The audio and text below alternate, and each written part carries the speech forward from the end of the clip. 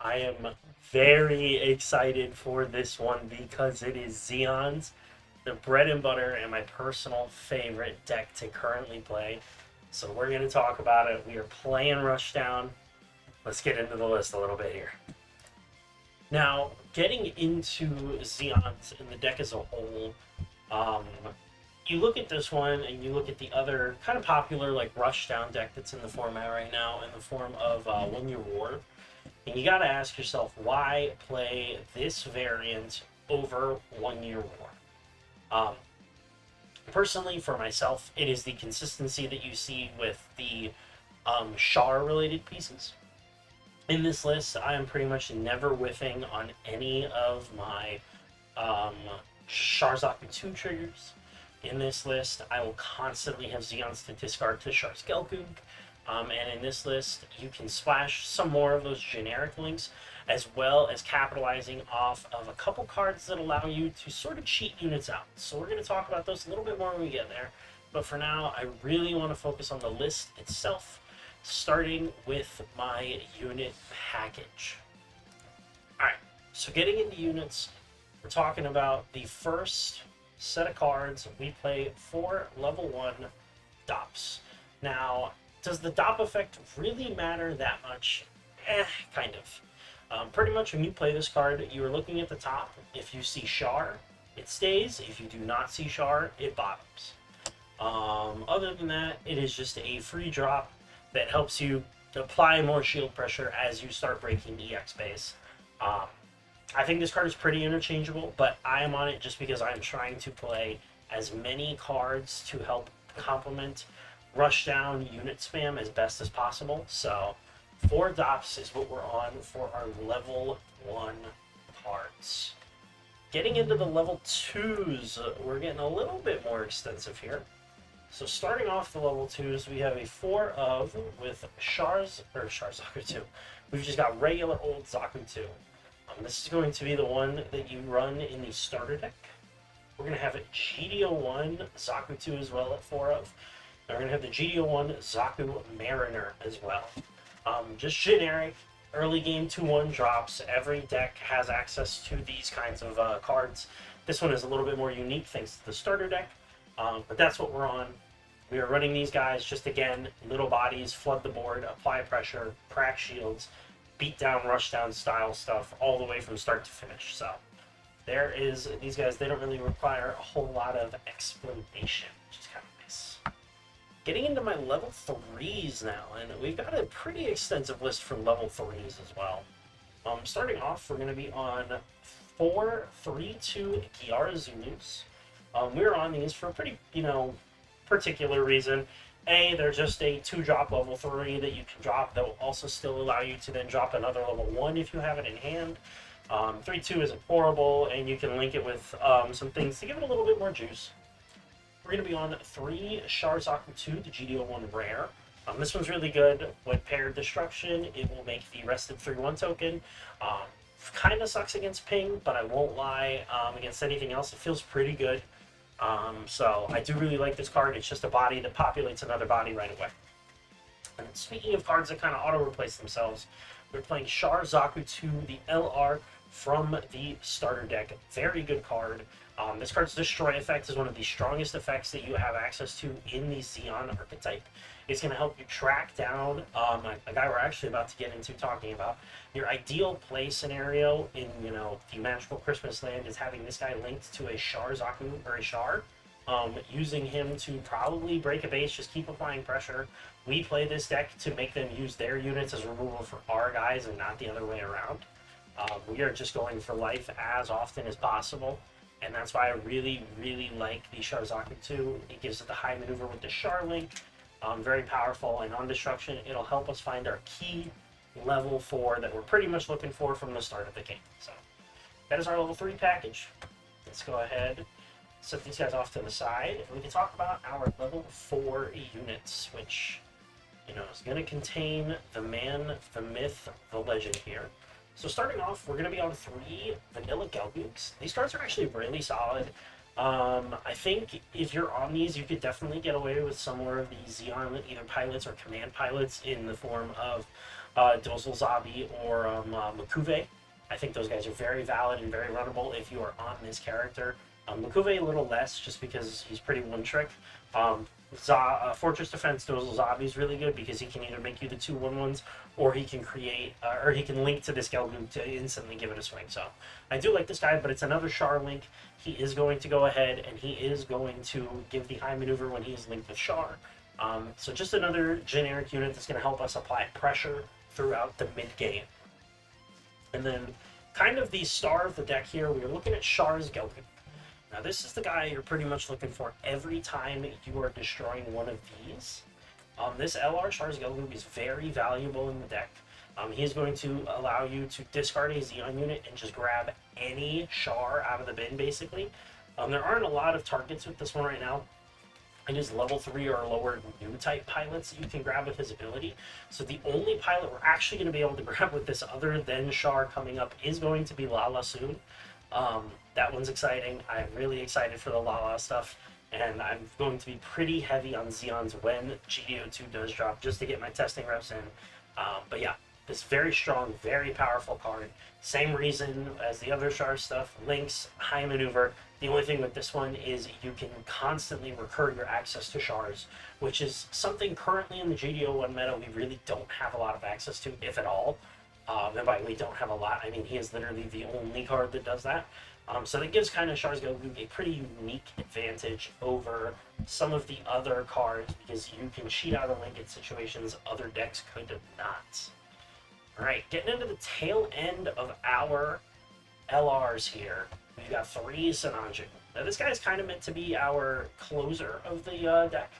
His role is literally just come out, get the high maneuver, we can pop units on board, post swinging into shield. Just really try to wrap up the game here with this guy. So he can be decent when he works, he works. I was on him in my red blue ping list. I think he functions a little bit better in Zeons just because the free deploy effect. But Sinanju, pretty solid card. I just wish he had a better pilot, but we'll get into that as we go into our pilots. Very simple, very clean pilot list here. We're going to be on 4 level 3 1-cost Char Aznables, self-explanatory. Links into pretty much all of the relevant cards in the deck. 2 Char's Zakutus, the Char's Gelgoog, and Gelgoog himself. You can also pair this guy onto like one of the AP plus Zakutus, swing 5 AP at a base and break a regular base if they just replace the EX base. So there is a lot of value there, and that'll be a pretty easy early way to get a Char in the bin to help feed Gelgoog down the line. So pretty nice, pretty simple. And then of course we are going to be on 4 full frontals. Sinanju's link. He links with the Gyara Zulu in our deck as well, which is why I want him, because that is another card that you can just potentially top deck into linking and potentially closing out game if you just need that one last link right at the end. And free deploy the Zeon, so pretty valuable. Pilots, straightforward, nothing too much to talk about there. For commands, we are only on 2 close combats right now. Like I said, you definitely have room for adding in the Dozel Zabis potentially here instead. I like the close combats just because they are ways for me to get rid of cards like Zords and potentially Lifrith's post-blocking something.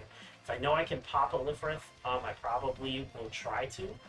However, again, this is also good into just aggro mirrors. If you have it in hand or if you burst into it when they're swinging into you, you can kind of try to help give yourself a little bit more tempo, which is nice. So I do like the close combats in this list. I think they're pretty solid. I've been really coming onto that card pretty strongly.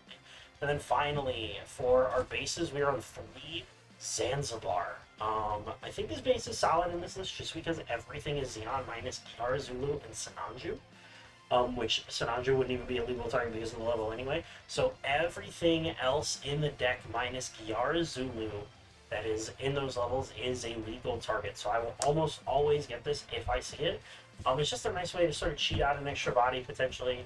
It is live level 4, so you can play this.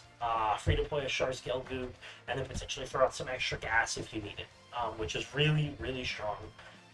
Really good. So just kind of generically helpful in the Zeon game plan. So Now, I kind of want to talk a little bit about looking at this wonderful, wonderful list of cards. We touched on it briefly, but why play this deck? I really like it just because it is a deck that has access to high maneuver in multiple ways. Obviously, you do get that in 1-year war as well, which is kind of nice.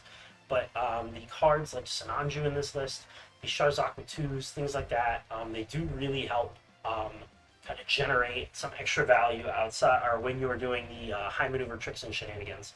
On top of that, playing pure Zeons really does help you take advantage of those full frontal pair effects of the Zanzibar deploy effect. It is pretty powerful when you sit down and really break down what exactly things are going on. Kind of talking a little bit about mulliganing with the deck. You know, we can shuffle up as we talk, but when you play this deck, you're pretty much looking for a hand that's going to help you unit spam, a hand that's going to give you shards.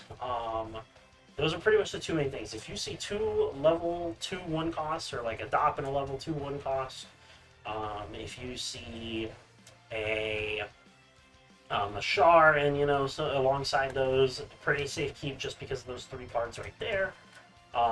Pretty nice ways to just sort of get into it and really explore the aggro playstyle. I really enjoy it because if you have the Shar and you're not really against early game blockers, or if they're on a build that maybe is on like late game owl strikes and things like that, or potentially even freedom Gundams, you can sandbag stuff like the Shar high maneuvers until you absolutely need it, which is really nice. Kind of helps give you access to those high maneuver cheeky shield breaks when you need it, which I'm a really big fan of.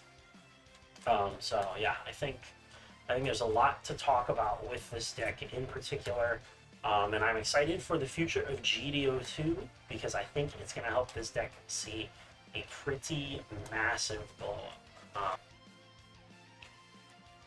Now we didn't do this, excuse me, with the new type challenge, but I do want to look at some potential opening test hands for the deck as give us a nice little diverse cut here. We will go ahead and just grab, boom, there's our 5 right off the top. We're looking at Gelbu, Sharzaku 2, Mariner, Close Combat, Sharzaku 2. This hand is pretty close to a keep in all honesty. I'm not seeing enough early game, early turn aggro pieces, so I personally am bottoming this hand. And we get 5 more, which we are looking at Mariner, Dop, Shar, Gelbu, Mariner. Oh, baby, this is like the premier hand. At this point, of course, we're going to shuffle up. We are going to put out our shields, put out our EX base, and start flipping resources. Zeons is a deck that, because of how explosive it can be, I really don't mind going first. Because you can look at stuff in this deck that is really just early game powerful. So we'll just put down some shields here really quick. Just for an example, turn 1. So we've got our hand. We can go ahead, draw for turn. We have an energy out, so obviously we just play Dop. Look at top deck. It's a Shar. We're going to keep that right there. Pass, going into level 2. We're going to draw for turn, and we're very easily going to be able to go Zaku Mariner. And just another Dop again. Look at top. It's a Sinanju. We'll keep that on top just because we have plays for the next turn as well, going into level 3. We will draw again. Level 3 here we are. We go into Mariner, and at this point I would pay 1, pair a Shar to probably just a Dop, and send the 3 damage in. Obviously this is dependent upon whether or not they have blockers, but just looking at some of these early turns you can see, and then going into the next turn, if we really needed it, we can draw, and then boom, we've got a Shar link, we've got a Gelbu link. Very easy, very flexible. We're presenting bodies very quickly. So yeah, that's just kind of a basic rundown of Zeons. We had not the best bursts waiting for us, but that's okay. You really don't rely on the bursts in this deck. Zeons, I think, is going to be a deck to watch out for as we proceed into GDO2 meta. But let me know what you guys are currently playing right now and what you are most excited for playing in the future of the Gundam card game. This one is going to do it for me, though, guys. I hope you had an absolutely fantastic day, and as always, see you in the next one. video.